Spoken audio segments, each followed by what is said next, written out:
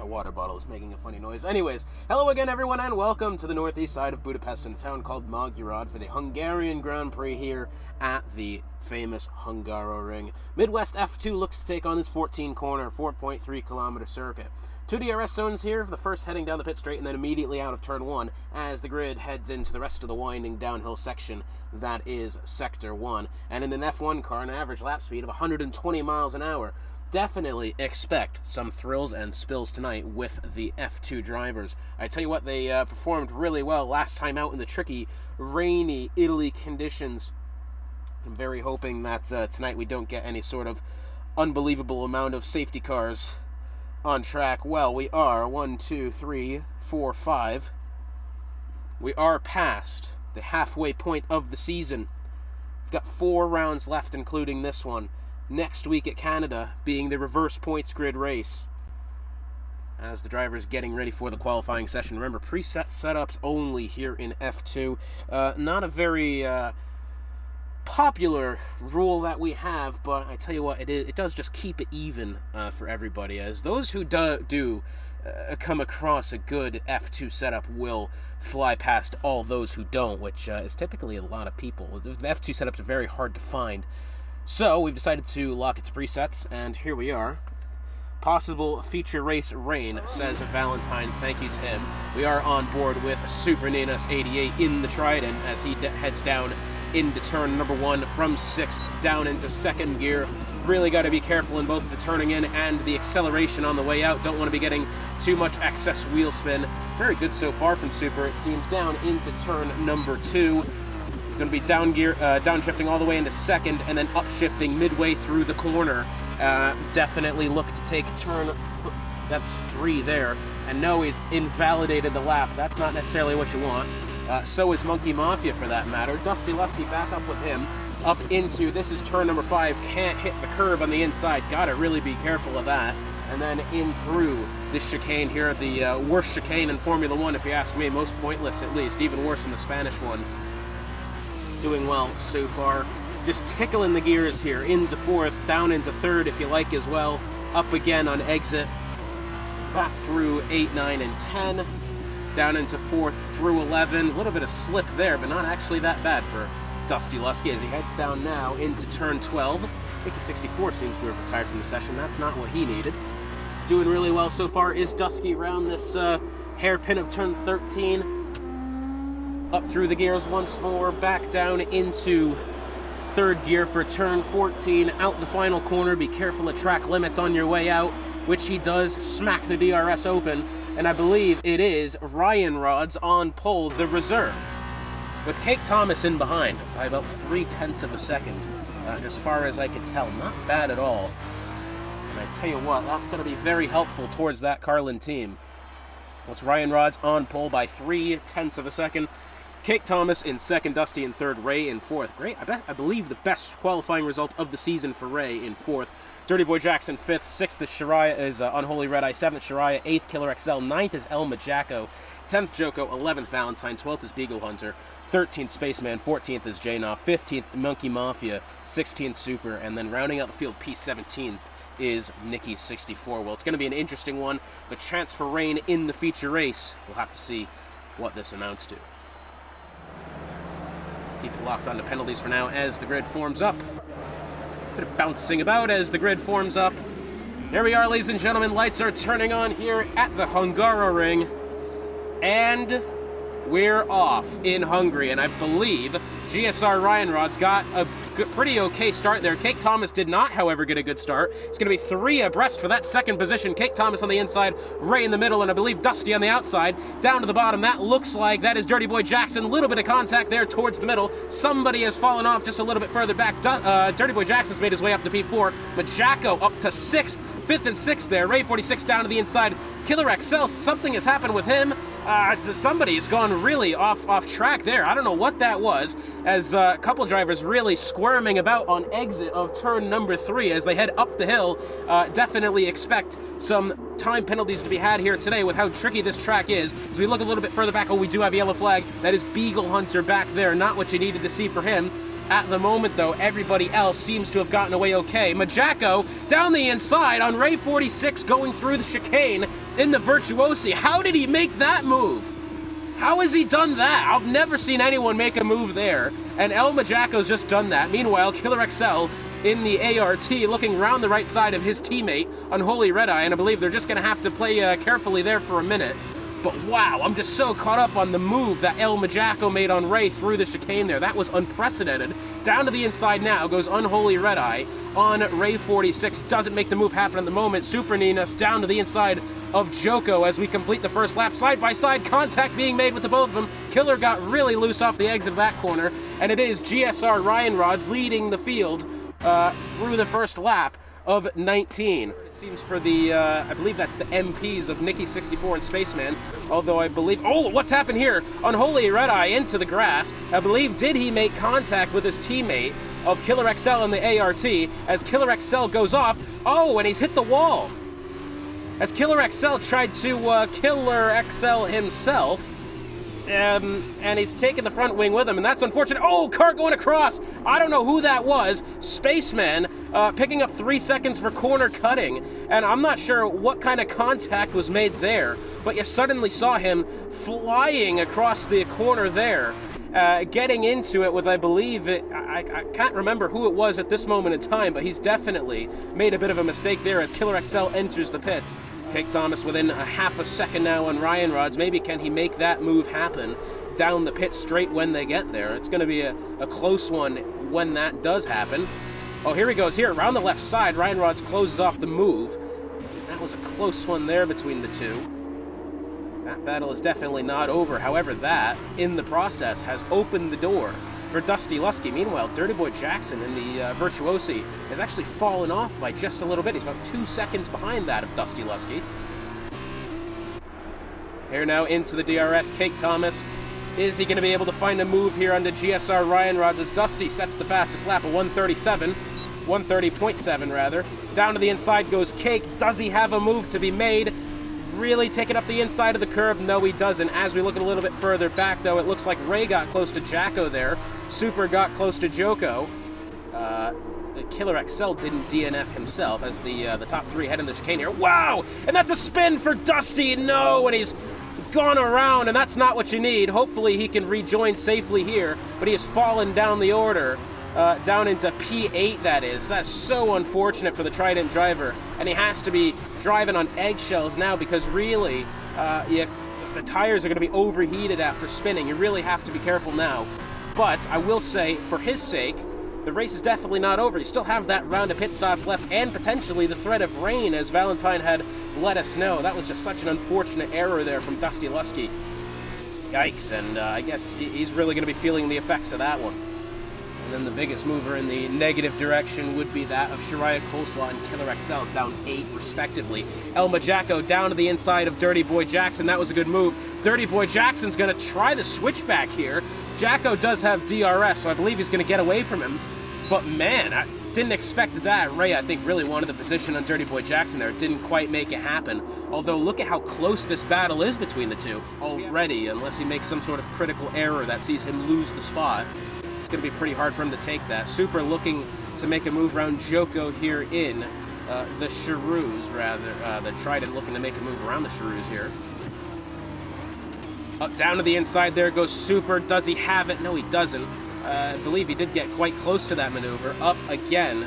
Let's see if Cake Thomas has anything to be made here. No, I'm not quite sure he does. I'll tell you what, GSR Ryan Rods isn't a full-time driver. However, definitely looking like he has the pace of one, as it looks like for now. The Virtuosi team choosing to stay put at the moment. Dirty Boy Jackson does get a little bit of oversteer coming off of turn 1. Looks a little bit further back. Looks like Joko under pressure here from Super. Super wanted the inside. Didn't quite have the ability to make that happen. Just ran out of room, I feel. But while all these guys are battling, the top two of Cake Thomas and Ryan Rods have etched out about a 5-second gap back to P3 of El Majaco. I think El Majaco's probably struggling with the car in his own right, to be honest. No, it doesn't look like that. We don't typically talk about El Majaco struggling. However, with the disadvantage of not being able to have a custom setup, he's really found this season to be much more tricky than he initially anticipated. Usually he'd be able to wipe the floor with these races. However, with the level playing field that we have, he's found it a lot more difficult. However, he still does lead the points. However, we have a car that's gone off. Is that Unholy Red Eye? No, it's Killer XL, who's found himself... Has he DNF'd? No, he hasn't. He has spun around, and we do have a virtual safety car is what's happened here. He has lost his front wing. Not what you wanted to see. However, while we are under the virtual safety car... Well, this is interesting here. However, I will say that gap at the front of the grid between Ryan Rods and Cake Thomas now about a second as Super goes down to the inside of Joko, heading into the corner. It was contact made there. I'm not entirely sure. However, Joko keeps the spot for now, it seems. Dirty Boy Jackson goes really wide. Ray almost had the spot, but wasn't able to take the position to take advantage of that mistake. And I think now you can see Ray 46 is starting to get to a comfortable position here. He knows that Dirty Boy Jackson is fresh off of a mistake, has been making them on exit of turn number 1. Is he going to be able to make one here? Potentially an overtake for Ray 46. Is it going to happen? As it looks like Super does go side by side with Joko yet again, and Super finally does take the spot. That puts him up 10 in the positive direction. Not bad at all for Super, for the Trident driver. Joko has put in a good result for himself so far, up 3 spots in the Charoos, where that team needed a good result. It looks like Nicky is trying to work on Valentine here for P9. That would be a good result for Nicky, up a decent amount of spots himself. Super to the inside of Ray there. Was contact potentially made? We saw Ray get really out of the groove. And now Ray's going to have DRS. He's going to have to make the move on Super here. Man, I'm not quite sure what's actually happened with Ray there. He suddenly got overtaken. Out of the pits comes Spaceman, who's going to let everybody go by. Around the left side goes Joko. Nothing yet. No overtake yet. Super does get DRS. Or rather, this be Ray. Super looking to overtake Dirty Boy Jackson here. Really close, right on the gearbox of Dirty Boy Jackson. Trying everything he can to find his way around the Virtuosi driver. And then now we're going to go side by side up the hill through turn number 4. Is this going to be able to be made happen? And it does. Super does a great job making the overtake happen. Dirty Boy Jackson, I think, doing the right thing at the end of the day and kind of just letting him have his room. Because I believe Super has exceeded track limits there anyway, so he's probably picked up a warning for his troubles. That is about 2 laps early, I'd say. No, so here comes Joko. He's in early as well. Interesting here. I didn't expect to see variation in the pit windows. In as well comes El Majacco. This is interesting here. I didn't expect to see any deviation. You don't really expect to see any deviation from the suggested pit strategy in these F2 cars, but they absolutely are at the moment. This is neat. This is going to be an interesting thing here. Ryan Rods coming in, Cake Thomas staying out. This I didn't expect. Cake Thomas, does he have the pace to get around Ryan Rods here?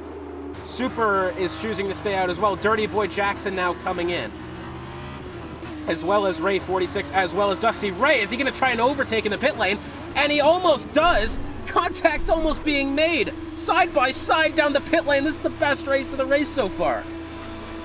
Man, oh man, that was the most interesting thing I've seen all day. Side by side down the entire length of the pit lane. So Cake Thomas and Super stay out. Valentine moves up to 3rd. Nicky up to 4th. Ryan Rod's down to 5th. That's how good of a race these guys have been having. However, Beagle Hunter is going to be coming around his left side here. No, he actually chooses not to. What's going to happen here? I think, honestly, Cake Thomas, he's going to be coming in now, so it's going to be interesting to see what happens with him. We are going to be along with Ryan Rods, focusing on him. And as well, I believe is going to be coming Super, which I'm waiting for that to happen, and it does. Super on his way in. I believe that is Unholy Red Eye on his way in as well, not that he's in any sort of hurry, as he's also picked up 5 seconds speeding into the pit lane, eventually DNFs. Cake Thomas still in the pits. Finally, the jack is dropped, and he exits. GSR Ryan Rods rounding the final corner now. Is Cake Thomas going to be able to escape the pits in time? And no, he doesn't. So Ryan Rods has taken over the lead of the Grand Prix. Cake Thomas is on the lap, fresher tires, of course. However, that gap now back to 5 seconds between Cake Thomas and GSR Ryan Rods. Unholy Red Eye leaving the session. Valentine has actually taken the lead here. He's under pressure from Ryan Rods eventually. Valentine's going to do his best he can to try to hold him off. Looks like Majako has actually gotten away scot-free here, up to P4. Maybe has the undercut worked, perhaps? Is that going to put him into the podium places because he's gotten around? Well, he's at least stayed... Well, no, he's gotten around Super, hasn't he? Because Super was in that P3 spot, so yeah. Majako's done well here to put himself into the podium places with, I believe, 5 laps to go this time by, as GSR Ryan Rod's looking to get around Valentine here. Valentine heavy off the curb. What's going to happen here? This is interesting. You wouldn't expect this. Ryan Rod's down to the inside, heavy over the curb. Valentine on the outside. I don't believe he's going to be able to give this one up that easy. Side by side into the corner. Ryan Rod's finally going to get around Valentine here. I believe Valentine's going to have to choose to come in this time by. He can't have too much grip left in those medium tires. You can see the graining on both of the tires, the front tires. And no, he's going to stay out another lap. This is unprecedented from Valentine. How many positions is he going to lose for taking this risk? But I think Super might actually have an opportunity here to overtake Majako for the final podium position. The big story of the day, however, is GSR Ryan Rods, who's going to be taking the win unless he makes some sort of critical mistake. Who, good for him for winning, but if you're a full-time driver, as Super looks around the right side of El Majako here, if you're a full-time driver like Kate Thomas, who potentially could have taken the lead of the Drivers' Championship, as Super to the right side of Majako, into the grass, still side by side, forced out wide, the both of them going past track limits here. Man, I'm not sure what to make of that, because I doubt that was a legal overtake technically. However, both of them were outside the track limits. Heavy off the curbs there goes Super. It was a great move. Is it legal, though? Over Dusty Lusky, this has opened the door from him.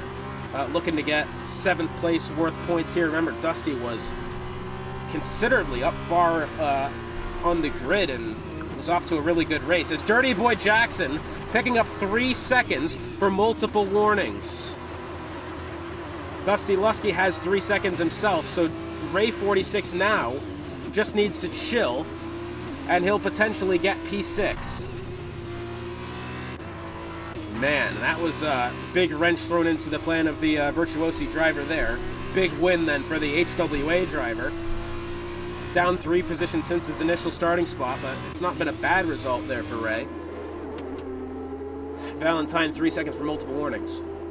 Well, rounding the final corner now, he's had a pretty much perfect day. The reserve driver for the Carlin team, it's GSR Ryan Rods taking the win. Kate Thomas taking 2nd, Super taking 3rd if the position will stay his. We'll have to have a look at that afterwards, after both of the drivers went wide, him and El Majako that being. Joko picking up P5, which is the best result of the season for a Charouz driver, I believe. Very great, very nicely done from him.